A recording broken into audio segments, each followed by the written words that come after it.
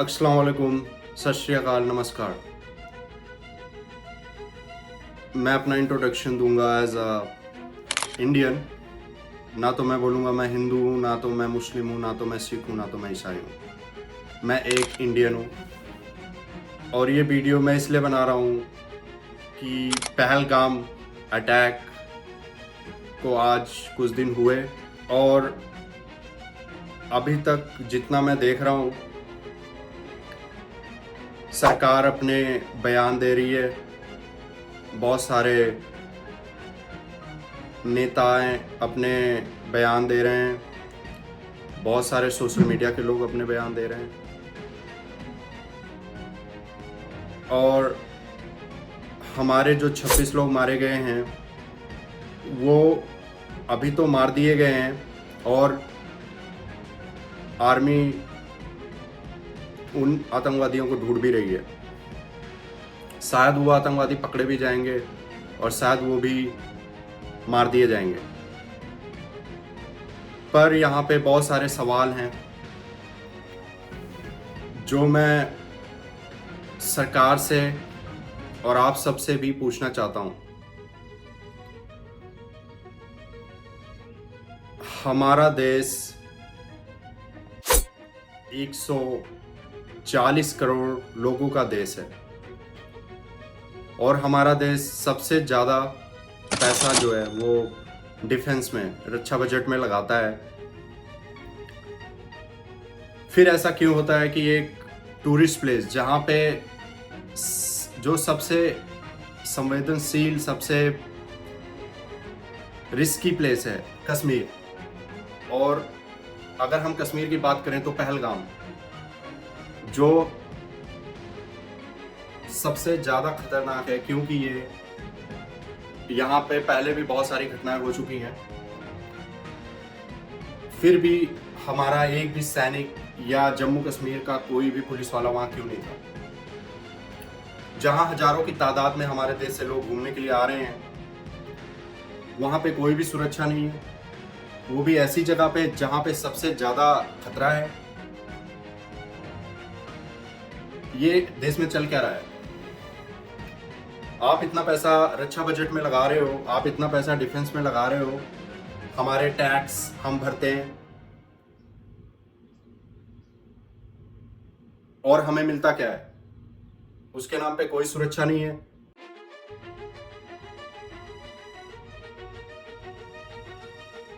मैं अपने और उन सभी कॉमन मैन की बात कर रहा हूं जो मेहनत करते हैं और अपना टैक्स भरते हैं और वो टैक्स आपके पास जाता है, तो हमारी सुरक्षा कहाँ है?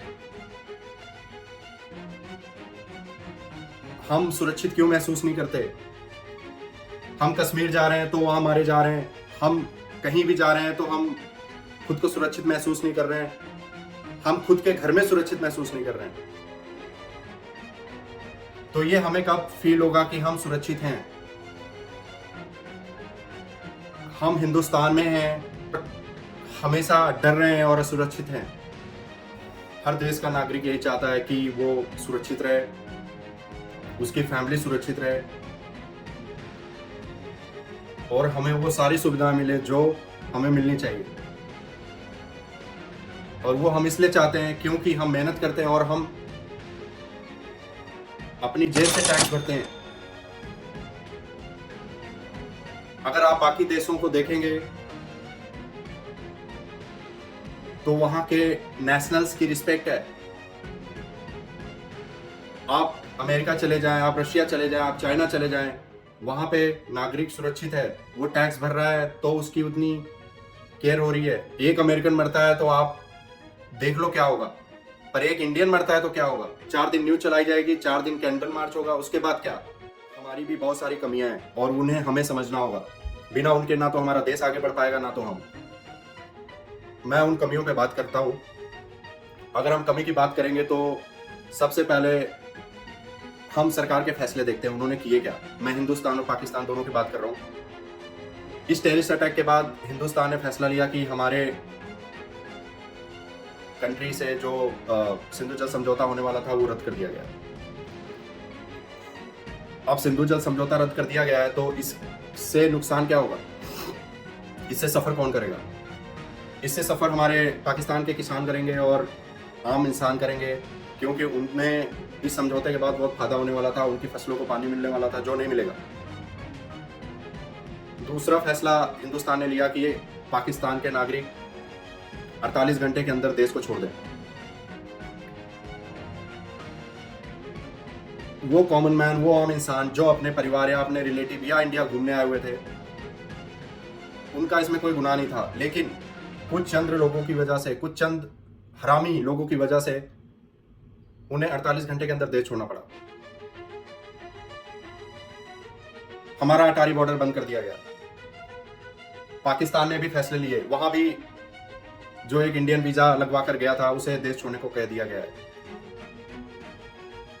तो इन सारी चीजों से क्या हो रहा है? हमारे आम लोग सफर कर रहे हैं। क्यों? क्योंकि वो कुछ बेवकूफ और अनपढ़ लोगों के इतने गलत फैसलों की वजह से।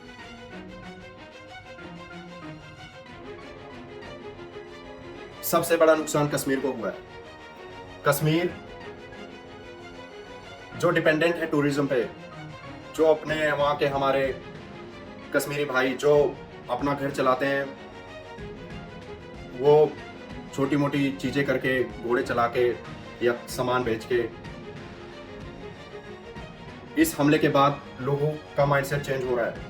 लोग कश्मीर जाना पसंद नहीं करेंगे। क्यों? क्योंकि वो सुरक्षित ही नहीं है, तो वो कश्मीर क्यों जाएंगे? जब 4 लोग आके हिंदुस्तान, पाकिस्तान, हिंदू, मुस्लिम, सिख, ईसाई करते हैं, तो ये भूल जाते हैं कि उसके बाद जो नुकसान होने वाला है वो हमारे ही लोगों पे होने वाला है, हमारे देश पे होने वाला है, और जो हम सफ़र करने वाले हैं। अब हमारा कश्मीर का टूरिज्म उससे प्रभावित हुआ। जो हमारे खर्चे निकल रहे थे वो निकलेंगे नहीं, और ये हरामी लोग चाहते हैं।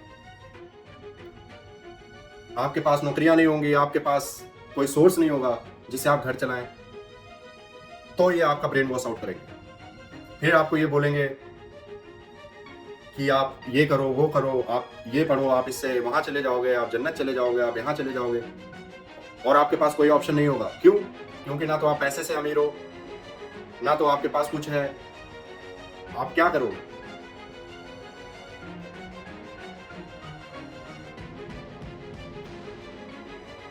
जब तक हम कट्टर रहेंगे, जब तक हम हिंदू मुस्लिम करेंगे, जब तक हम इन लोगों के बहकावे में आएंगे, चाहे ये पॉलिटिशियंस हो, चाहे ये हरामी जो अपने आप को कहते हैं मैं मुसलमान हूँ और ये दंगे कराते हैं। कुरान या इस्लाम कभी नहीं चाहता है कि ये दंगे हो, या कुरान और इस्लाम कभी नहीं चाहता है कि लोग मरे। कुरान, इस्लाम और वो अच्छे मुसलमान यही चाहते हैं कि देश में शांति हो, या वो एक अच्छा हिंदू भी यही चाहता है देश में शांति हो, या अच्छा सिख भी यही चाहता है देश में शांति हो। बट ये कुछ हरामी लोगों की वजह से, जो एक पॉलिटिशियन, एक आतंकवादी संगठन के लोग, जो अपने फायदे के लिए, जिनके बच्चे बाहर पढ़ रहे हैं, जिनके बच्चे विदेशों में अयासियां मार रहे हैं, इनके खुद के घर, जमीनें, पैसा इन्होंने बाहर इन्वेस्ट किया हुआ है, और ये एक अच्छे पोजीशन पे हैं जिनका कोई कुछ कर नहीं सकता है, और ये हम आम लोगों को अपना निशाना बना रहे हैं, और हम बन रहे हैं। क्यों? क्योंकि हम बेवकूफ़ हैं। ना तो हमारे पास दिमाग है, ना तो हमारे पास समझ है। जहाँ रिलीजन की बात आती है हम यहाँ से नहीं सोच के यहाँ से सोचना शुरू करते हैं। रिलीजन की बात आते ही हम पागल हो जाते हैं। हम अपने आप को एक अच्छा हिंदू बोलते हैं, अच्छा मुसलमान बोलते हैं, हमें कुछ नहीं पता है। ना तो हमें कुरान अच्छे से हम पढ़ते हैं, ना तो हम जाके गीता अच्छे से पढ़ते हैं, और आके खड़े हो जाते हैं हम एक अच्छे हिंदू हैं, हम एक अच्छे मुसलमान हैं। अगर हम एक अच्छे हिंदू हैं, अच्छे मुसलमान हैं, तो हम कभी आपस में नहीं लड़ेंगे, या एक हम अच्छे एक सिख हैं तो हम कभी आपस में नहीं लड़ेंगे।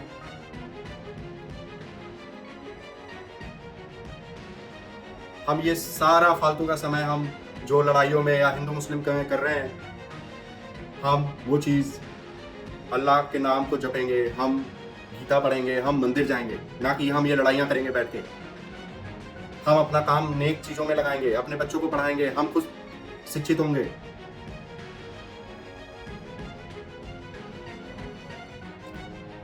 इन लोगों को फंडिंग आ रही है, इन लोग के जेब भर रहे हैं, इन लोग के पास हथियार है, इन लोगों के पास पैसे हैं, और सफ़र हम लोग हमेशा से करते आ रहे हैं पिछले 70-80 सालों से, और आज भी वही हो रहा है। कोई बदलाव नहीं है। आज भी हमारे लोग मारे जा रहे हैं, चाहे वो हिंदुस्तान हो, चाहे वो पाकिस्तान हो। लेकिन हम आज भी समझने को रेडी नहीं है। क्यों? क्योंकि हमारे दिमाग में रिलीजन घोल दिया गया है, हिंदू मुसलमान घोल दिया गया है।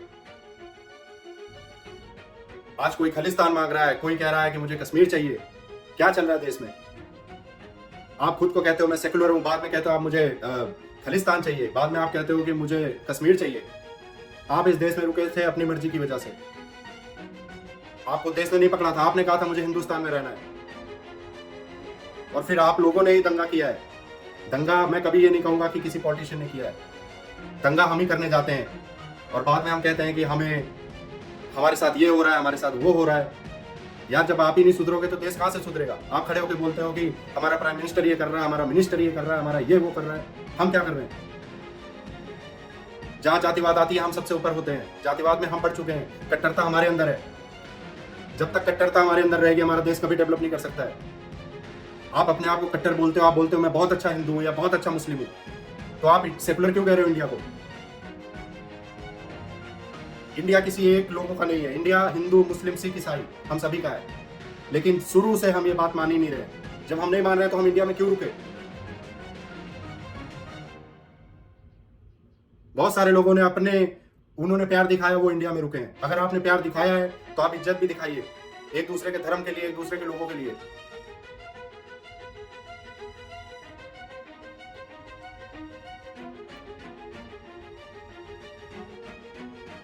और ये आपके लिए फायदा है, इससे आप फिर सफर नहीं करेंगे, आपके लोग सफर नहीं करेंगे, आपकी फैमिली सफर नहीं करेगी। आप समझदार होंगे तो ये पॉलिटिशियंस या गिने चुने हरामी लोग आपका कुछ नहीं कर पाएंगे।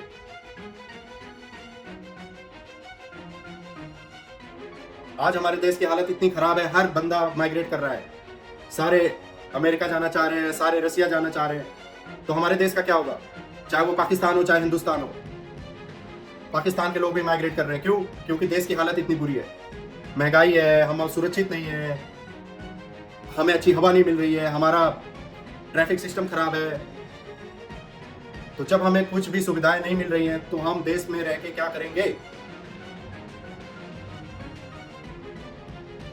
हाँ, लेकिन जब जातिवाद की बात आती है, रिलीजन की बात आती है, तो हम खड़े हो जाते हैं लड़ने के लिए।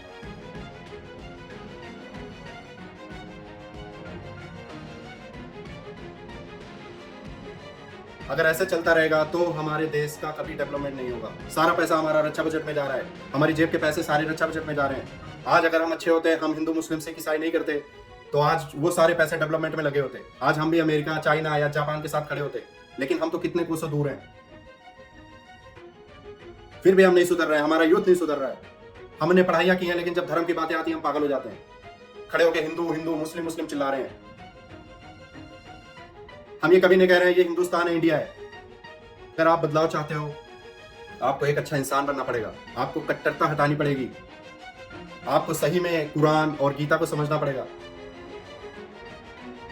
आज हमारे अंदर कट्टरता भी आई है, तो वो क्यों आई है? क्योंकि हमारे लोग मारे गए, हम आपस में लड़ते रहे, हम हिंदू मुस्लिम सिख करते रहे, दंगे हुए,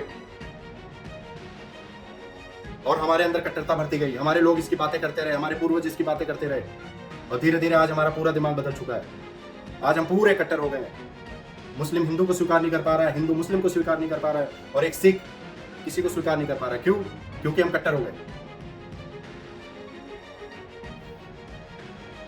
तो हमने ये लड़ाइयाँ की थी, हम ही आपस में लड़ते रहे थे। अगर हम अच्छे होते तो ये लड़ाइयाँ नहीं होती। कोई चार लोग उठ के आते हैं और हमें धर्म के ज्ञान देते हैं। आप ज्ञानी नहीं हो, आप गीता नहीं पढ़ रहे हो, आप कुरान नहीं पढ़ रहे हो, वो चार लोग आपको कैसे पढ़ा सकते हैं? भगवान आपके नहीं है, अल्लाह नहीं है, या गुरु गोविंद सिंह जी आपके नहीं है। मैं चाहता हूं तो मैं गीता पढ़ के मैं भी भगवान से कनेक्ट कर सकता हूं, या वो दूसरा आदमी मुसलमान कुरान पढ़ के अल्लाह से कनेक्ट कर सकता है, या गुरु ग्रंथ साहब पढ़ के एक सिख गुरु गोविंद सिंह जी को याद कर सकता है, या गुरु नानक जी को याद कर सकता है। हमें तीसरे आदमी की जरूरत नहीं है। वो एक अच्छा इंसान है, वो अच्छी बात है, पर वो हमें ज्ञान आके दे रहा है और हम बहकावे में आ रहे हैं।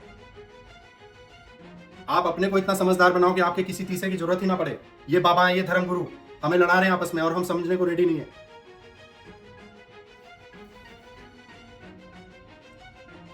आप गीता नहीं पढ़ते हो, आप गीता पढ़ रहे हो, तो आप कैसे भगवान से कनेक्ट नहीं कर पा रहे हो? आपको तीसरे लोग की जरूरत है, वो तीसरे लोग ही हमें लड़ा रहे हैं, आके हमें धर्म बता रहे हैं। आप खुद इतने समझदार बनो कि आपको गलत और सही का पता हो, आपको तीसरा इंसान आके लड़ा ना पाए। कब आप इतने शिक्षित बनोगे? एजुकेशन नहीं करोगे, आप लड़ते रहोगे, तो देश कहां से आगे बढ़ेगा? फिर आप देश को गालियां दोगे, आप प्राइम मिनिस्टर को गालियां दोगे, आप लोगों को गालियां दोगे, हमारा देश ये, हमारा देश वो। यार आप खुद ठीक नहीं हो, आप अपने आप को समझो पहले क्या चल रहा है देश में।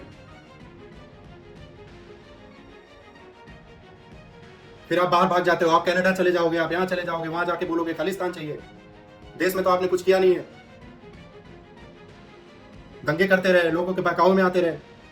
अब जब लड़ाइयां हुई तो आप देश छोड़ के भाग रहे हो, फिर कहते हो हिंदुस्तान अच्छा नहीं है। हिंदुस्तान कैसे बुरा हो सकता है?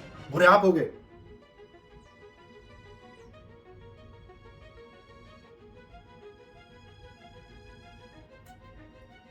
ये वीडियो बनाने का मेरा एक ही मोटिव है कि मैं अपने पॉइंट्स आपके साथ शेयर कर सकूं और आपको थोड़ी चीज़ें समझा सकूं। अगर आपके दिमाग में ये चीज़ें आ जाती हैं तो वेल एंड गुड होगा। वैसे तो बहुत लोगों ने बातें कर ली हैं, बहुत चीज़ें हो गई हैं, सालों साल से होती आ रही हैं, पर बदलाव तो आया नहीं है। ना तो हमारे दिमाग में चीज़ें घुसती हैं, जैसे धर्म आता है हम पागल हो जाते हैं और उसी चीज़ का फ़ायदा लोग लेते हैं और वही चलता आ रहा है और चलता है और रहेगा। लोग कब बदलेंगे मुझे नहीं पता है, बट ये मेरी छोटी सी कोशिश थी कि मैं अपने पॉइंट्स रख सकूं एज ए इंडियन, और not as a Indian but as a common man too, for both Pakistan and India. Pakistan का भी वो एक आम इंसान हमारे जैसा ही आम इंसान है, या हमारा एक आम इंसान पाकिस्तान के जैसा आम इंसान है। हमारी फैमिलीज है, हम जॉब करते हैं, हम अपने घर चलाते हैं। हम ये लड़ाइयाँ करते रहेंगे तो हमारा घर नहीं चलेगा। हम कोई ये पॉलिटिशियंस या ये लोगों की तरह अमीर नहीं है। हम एक मिडिल क्लास फैमिली है और हमें ये लड़ाइयाँ करके हमारा डेवलपमेंट नहीं होने वाला है। तो आप आज समझ जाओ तो आपके लिए अच्छा होगा, हमारे देश के लिए अच्छा होगा और हमारे आने वाली जनरेशन के लिए अच्छा होगा। बहुत बहुत थैंक यू, धन्यवाद।